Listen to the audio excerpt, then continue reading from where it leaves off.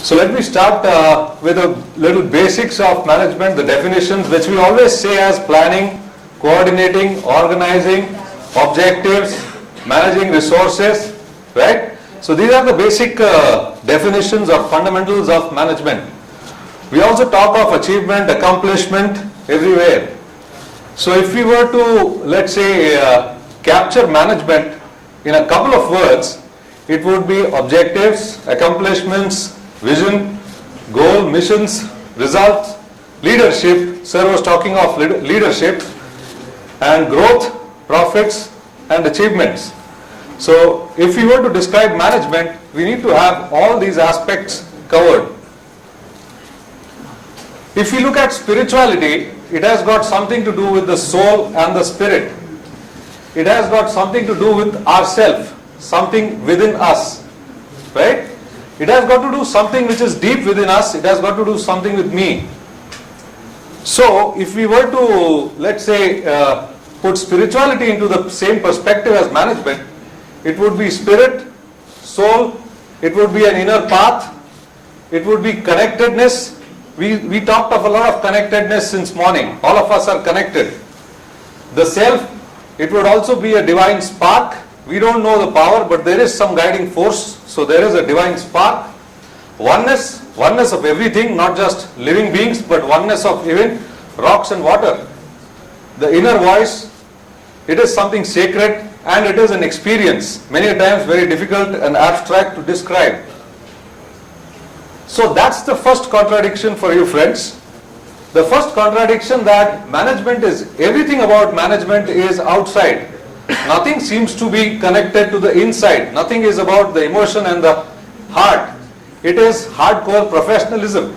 So that's about management, that everything is outside, and when it comes to spirituality, it is absolutely inside. So that's the first contradiction.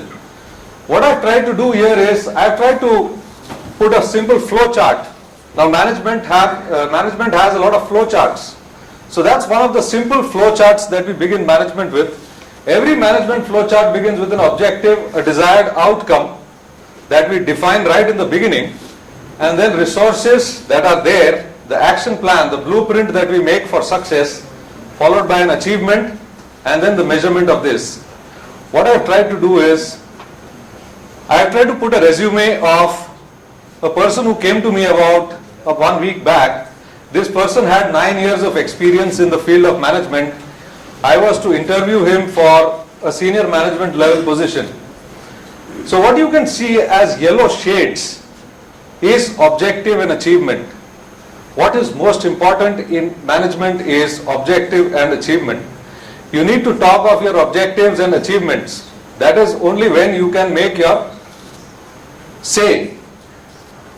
So objective and achievement are the most important aspects of management, right? For an organization or for an individual, objective and achievement remain the cornerstone. When it comes to spirituality and achievement and objective, the things are a little different.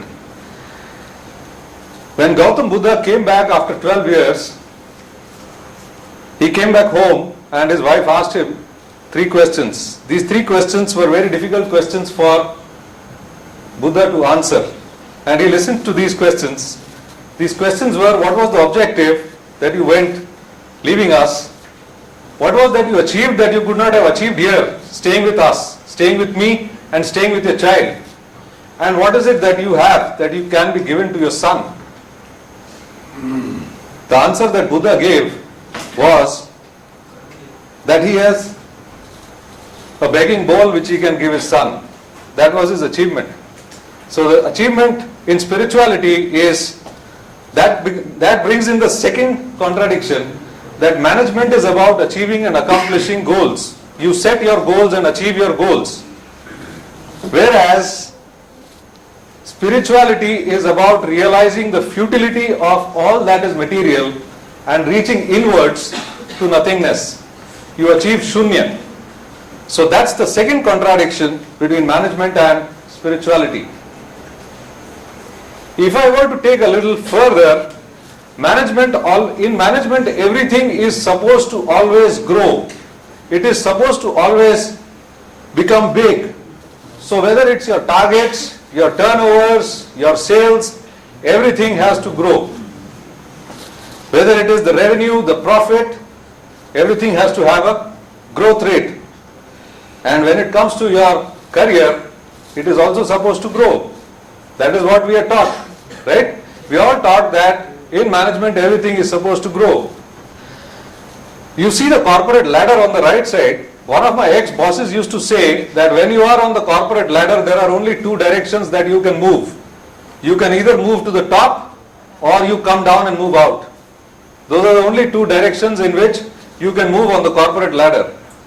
So if this is the case, what can we describe this? If everything is supposed to grow, then management can simply be described as everything in management is linear upward progression.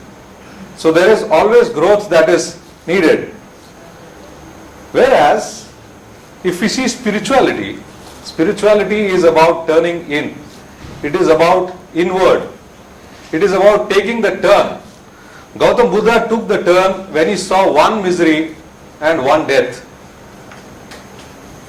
Or King Ashoka took the turn when he saw lakhs of bodies strewn on the battlefield. He took the turn inward and he said that this is futile. I should explore something else. Whereas we also know Hitler, who did not take the turn in spite of seeing lakhs and lakhs of bodies. So the turning in is very important in spirituality. So spirituality follows a circular path, because in spirituality the turn is important. Whereas in management, the linear upward progression is important. And when you turn, you reach back to your beginning. You reach back to the circle where you started, the point where you started. And that is what Jesus had to say, that be like a child to enter the kingdom of God. So if you want to enter the kingdom of God, be like a child. So reach that same stage that you are when you are as a child, but after experiencing the futility of materialism. So that's what is spirituality. So this is the next contradiction, that is management moves in a linear upward progression. Management is always moving upward and it is linear. Sky is the limit, they say. But where is the sky? Nobody knows. That is why nobody is happy. That is why nobody has a contentment and satisfaction. Whereas spirituality follows an absolute circular path. So you turn in, realize the futility and come back to the beginning. Let us look at potentials. I'll show you 9 points or 9 parameters which we consider when we select people or promote people, right? So these are the 9 aspects that we would consider when we choose people, right, for promotion or recruitment.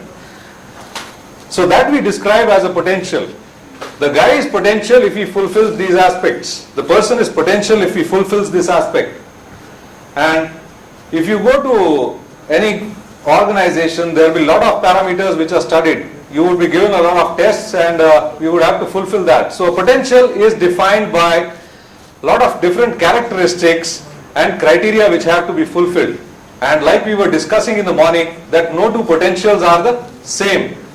There would be different potentials for different jobs. So everybody of us has different potentials as far as management goes. As far as management goes, the potentials are always different. We know that a pass out from IIM Ahmedabad and a pass out from a different institute would have a different entry criteria, right? So the potential always differs in management. Potentials are decided on superficial characteristics, that is grades, institutes, behavior. Different people have different potential. Now let's see about what is a spiritual potential. This is a story which you cannot see from there, but I'll try to read it out for you.